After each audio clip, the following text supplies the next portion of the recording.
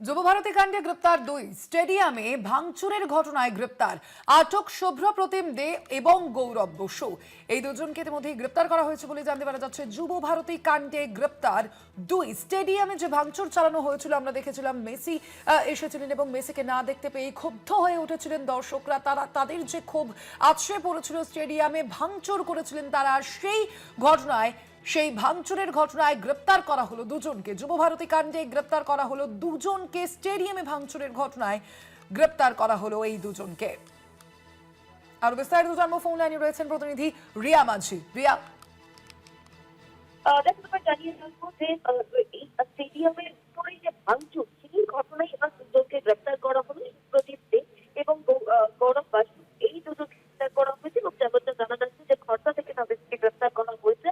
এবং আমরা জানি যে স্টেডিয়ামের যেভাবে ভাঙচুর চালানো হয়েছে, মূলত সেখানকারই কিন্তু গতকাল সিসিটিভি ফুটেজ সেগুলো নেওয়া হয়েছে, মেল করে পুলিশ যুবভারতীকে মেল করে সেখান থেকে নেওয়া হয়েছে। অফিসিয়ালি সেই সমস্ত ফুটেজ নেওয়া হয়েছে, সেগুলোকে অ্যানালাইসিস করা হয়েছে এবং সেগুলোকে অ্যানালাইসিস করার পরই চিহ্নিত করা হয়েছে যে কে বা কারা এই ভাঙচুরের সাথে যুক্ত রয়েছে। এবং তারপরে এই দুজনকে, সুপ্রদীপ দে এবং গৌরব বাসু, এদের দুজনকে গ্রেপ্তার করা হয়েছে। হঠাৎ এই দুজন যুবক, তাদেরকে গ্রেপ্তার করা হয়েছে এবং এরপরেও আরো তদন্ত চলছে যে কে বা কারাই ভাঙচুর করেছে সেই নিয়ে কিন্তু তদন্ত করা হচ্ছে।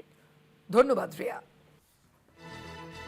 যুবভারতী কাণ্ডে গ্রেপ্তার করা হলো দুজনকে। যুবভারতীতে ভাঙচুরের ঘটনায় গ্রেপ্তার করা হয়েছে দুজনকে। স্টেডিয়ামে ভাঙচুরের ঘটনায় শুভ্রপ্রতিম বসু এবং আকির সঙ্গে আরো একজনকে গ্রেপ্তার করা হয়েছে।